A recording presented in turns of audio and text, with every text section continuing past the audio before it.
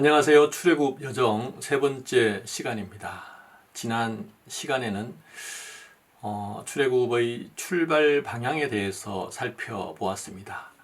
홍해의 광야길이 어느 방향인지 성경을 근거로 하여서 제3의 출애굽 진행 방향을 제가 제시하였습니다. 이제 람셋, 숫곳, 에담으로 이동하는 홍해의 진행 경로에 대해서 살펴볼 텐데, 먼저 광야 끝인 에담의 위치에 대해서 살펴보므로 이를 통해서 홍해까지 이르는 이동 경로와 또 홍해를 걷는 위치에 대해서 확인해 보고자 합니다.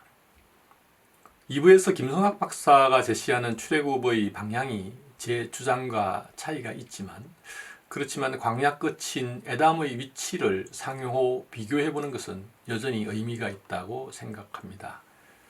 김성학 박사는 떨기나무의 저자이기도 하고 또 시내산의 위치와 그 주변의 출애굽 경로에 대해서 고고학적인 유물과 탐사 경험으로 인해 많은 자료를 확보하고 있는 분이기 때문에 그분의 출애굽 경로에 대해서 함께 비교해 보는 것은 충분히 의미 있다, 이렇게 생각합니다.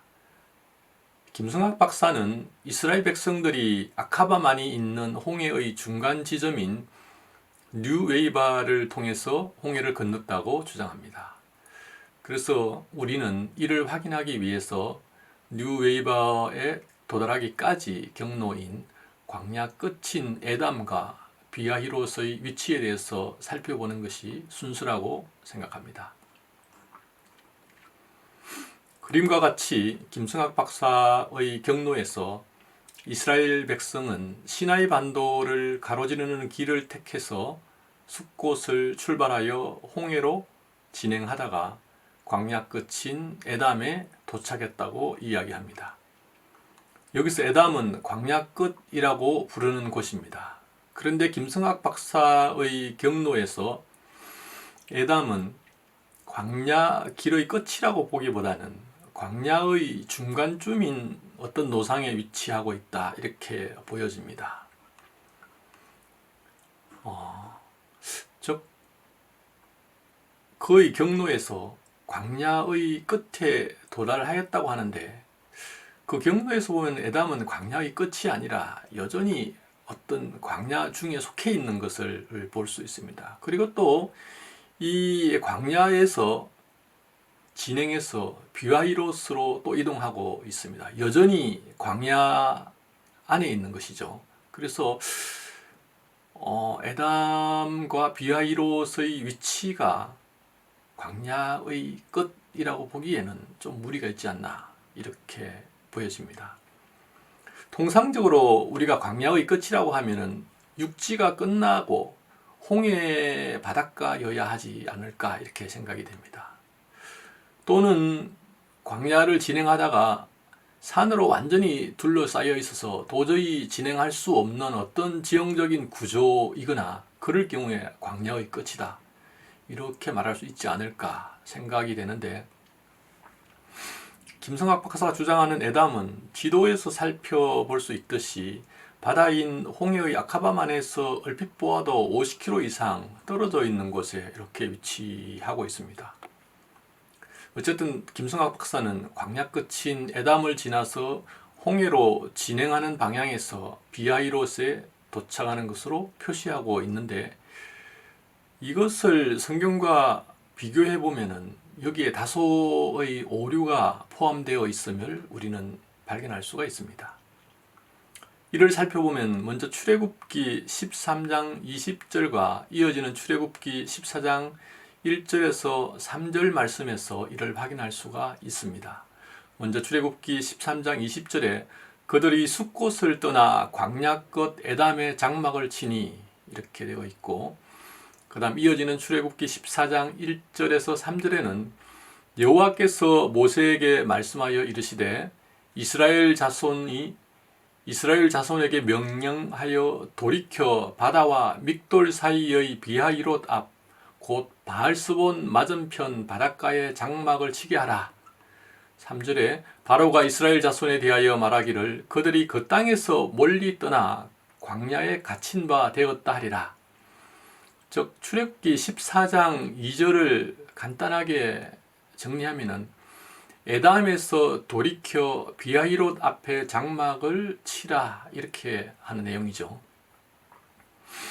출애굽기 14장 2절과 동일한 기록이 민수기 33장 7절에 있습니다. 즉 살펴보면은 에담을 떠나 바알스본 앞 비하이롯으로 돌아가서 믹돌 앞에 진을 치고 이렇게 되어 있습니다. 즉 출애굽기 14장 2절은 에담에서 돌이켜 이렇게 적고 있고 민수기 33장 7절에서는 에담을 떠나 바알스본 앞 비하이롯으로 돌아가서 라고 기록하고 있습니다.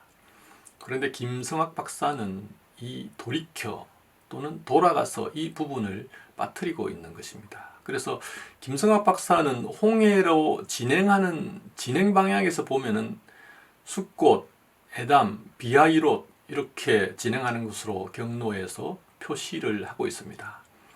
그런데 성경에서는 에담에서 비하이롯으로 돌아간다고 되어 있지요. 영어 성경을 살펴보면은 우리가 좀 더 분명하게 이 점을 확인할 수가 있습니다.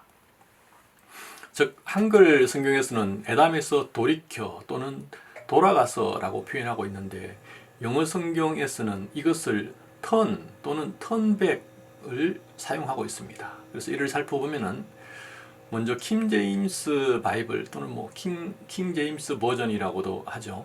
그 킹 제임스 바이블에서는 출애굽기 14장 2절의 그 부분만 제가 읽어보면은 They turn and encamp before 비하이롯이라고 이렇게 표기하고 있죠. 그런데 NIV에서는 좀 더 구체적으로 표현하고 있는 것을 볼 수 있습니다. 즉, The Israelites to turn back and encamp near 비하이롯 이렇게 되어 있죠. 그래서 영어 성경 KJV와 NIV에서 이스라엘 백성들이 광야 끝인 에담에서 턴백했다, 즉 되돌아 나갔다, 또는 방향을 180도 돌아 나가서 비하이롯 앞에 장막을 쳤다 이런 얘기가 됩니다. 그래서 이것은 이스라엘 백성들이 홍해를 진행하던 길에서 광야 끝인 에담에 장막을 쳤다가 그 광야 끝에서 더 이상 진행할 수 없게 되자 광야 끝 에담에서 턴백해서 즉 되돌아 나와서 비하이롯 앞에 장막을 쳤다는 것입니다.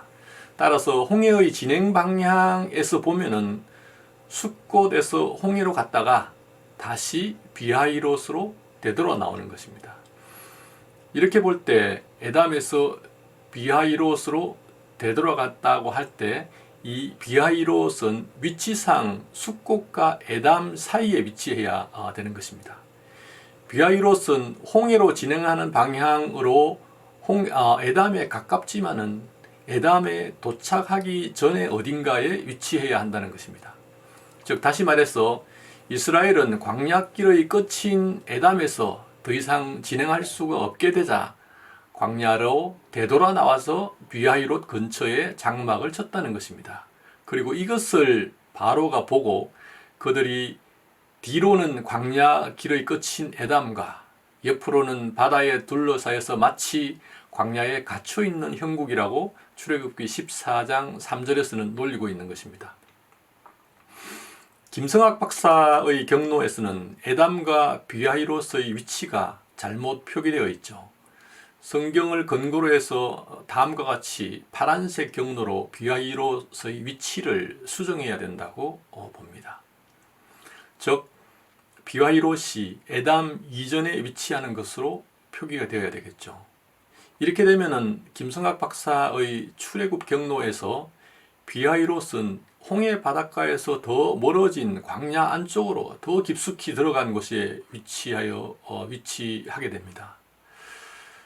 이런 김성학 박사의 경로에 따르면 이스라엘 백성은 에담에서 광야로 되돌아 나가서 즉 홍해에서 더 멀리 떨어진 곳으로 들어가서 비하이롯에 도달하게 되므로 광야 한복판에 있게 됩니다. 그래서 바닷가와는 더 멀어져 버렸죠. 그래서 이 광야 한복판에서 어떻게 홍해에 닿을 수도 없고 또 홍해를 건널 수도 없게 되어버리는 이런 이상한 상황이 되어버립니다. 김성학 박사의 경로가 성경과 그런대로 일치하려면 에담과 비하이로스의 위치를 수정해야 되고 또 광야 끝인 에담이 그분이 주장하는 대로 뉴웨이바가 되어야만 그나마 성경과 비슷해진다고 이렇게 생각이 되어집니다. 그런데 이렇게 에담을 뉴웨이바로 이렇게 수정한다고 가정했을 때에도 또 한 가지 크다란 문제가 생기게 되는 것을 우리가 볼 수 있습니다. 그것은 숫곳에서 광야 끝인 수정된 뉴웨이바겠죠. 수정된 뉴웨이바까지의 이동거리입니다.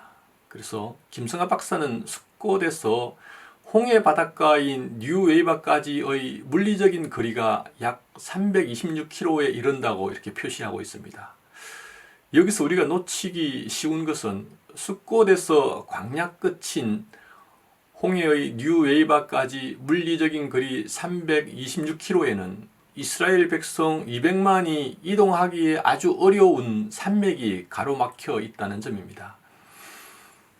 즉 뉴웨이바의 위성사진에서 뉴웨이바는 홍해 바다로 접한 곳에 있는데 삼면이 산으로 둘러싸여 있고 한쪽은 홍해 바닷가가 이렇게 되어 있습니다. 따라서 이곳에 도달하려면 반드시 산을 넘어가야 하는데 이 산에 나 있는 협곡은 통상적으로 세 사람이 어깨를 나란히 하고 걸어가기에도 비좁은 그런 길들이 산에 나 있는 협곡입니다.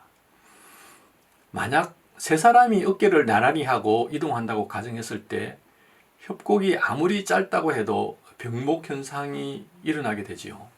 그래서 세 사람이 통과하는 동안에 다른 사람은 뒤에서 기다려야 하므로 짧은 거리임에도 불구하고 실제로 걸리는 시간은 매우 길어지게 됩니다. 우리가 출퇴근 때 러시아어 때 정체 구간인 사거리 하나를 통과하는데 신호를 몇 번이나 받아야 하는 것과 유사한 상황이 되겠지요. 이를 간단히 한번 계산해 보겠습니다. 이스라엘 백성 200만이 한 줄에 3명씩 간격을 0.5m 간격으로 이렇게 줄을 서서 이동한다고 가정했을 때 이 200만 명은 대략 한 67만 줄을 써야 됩니다. 그럴 경우에 줄의 길이가 무려 330km에 달하게 되는 것입니다. 지도에서 볼 수 있듯이 뉴웨이바로 가로막고 있는 산들 중에서 가장 가까운 산길이 약 한 15km 정도 되고 또 그 중에서 협곡이 그려져 있는 길은 약 한 30에서 5km 정도에 50km 정도에 달하고 있습니다. 이는 15km에서 약 한 50km의 협곡을 지날 때에 병목 현상으로 평지길 330km를 이동하는 것과 같은 긴 시간이 실제로 걸린다는 것입니다.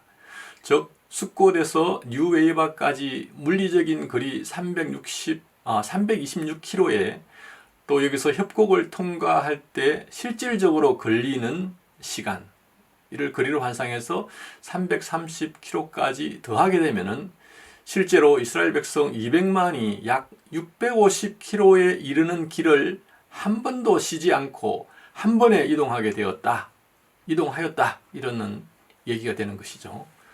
그래서 김성하 박사는 이 650km나 되는 길을 홍해의 광야길이라고 이렇게 하고 있는 것입니다.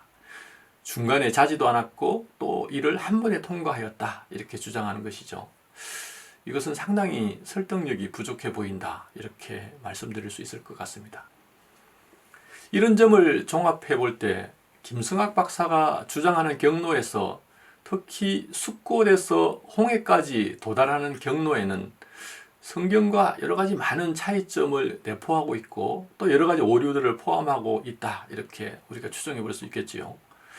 어쨌든 김성학 박사는 아카바만의 중간쯤에 위치하는 뉴웨이바를 통해서 홍해를 건넜다고 주장합니다. 홍해에 이르는 그의 경로에서 우리는 다소의 문제점이 있다 이렇게 확인할 수 있었습니다. 그렇다고 하더라도 홍해를 걷는 곳이 뉴웨이버인지 아닌지에 대해서 우리는 여전히 살펴볼 필요가 있겠지요. 김성학 박사는 뉴웨이버 비치가 있는 홍해의 바닷속에는 8개의 바퀴살이 특징적인 애굽의 전차바퀴의 흔적이 발견되었다, 이렇게 이야기합니다. 또 이곳 홍해는 양쪽에서 밀려 내려온 모래가 바다를 메워가지고 수심이 약 200m 정도로 그 길이 물속에 형성되어 있다. 그래서 다른 곳보다는 훨씬 얕기 때문에 쉽게 건널 수 있다. 그래서 이스라엘 백성들이 이곳 뉴웨이버를 통해서 홍해를 건너갔다, 이렇게 주장하고 있는 것입니다. 그런데 이러한 그의 주장을 반박하는 다른 주장들도 있습니다. 그것은 뭐냐면은 바이블.ca에 따르면은 뉴웨이버에 인접한 홍해의 수심은 765m에 이른다, 이렇게 반론하고 있고, 또 그곳 홍해 바닷물 속에는 양쪽에서 내려온 모래로 인한 자연적인 랜드 브릿지가 형성되어 있지 않다, 이렇게 상반된 주장을 하고 있습니다. 그래서 이 두 개의 주장은 전부 다 영국 해군의 자료를 근거로 하고 있는데, 여기서 어떤 주장이 정확한지 판단하기는 무리가 따릅니다. 따라서 사부에서는 그렇다면 광야의 끝인 에담의 위치가 홍해 바닷가 어디에 위치하고 있는가에 대해서 살펴보고, 또 비아이롯, 바알스본, 믹돌의 위치가 믹돌의 위치에 가장 부합하는 홍해 바닷가는 어디인가, 이렇게 살펴보도록 하겠습니다. 그래서 이것을 비아이롯, 바알스본, 믹돌, 그리고 광야의 끝인 에담의 위치가 가장 부합하는 홍해 바닷가를 찾을 수 있다면 그곳이 바로 홍해를 걷는 곳이다, 이렇게 말씀드릴 수가 있겠지요. 그리고 또 아울러서 이스라엘 백성들이 이동한 라암셋, 숫곳, 에담의 그 제3의 경로에 대해서 자세히 살펴보도록 하겠습니다. 지금까지 시청하신 내용이 유익하시다면 좋아요와 구독을 부탁드립니다. 감사합니다.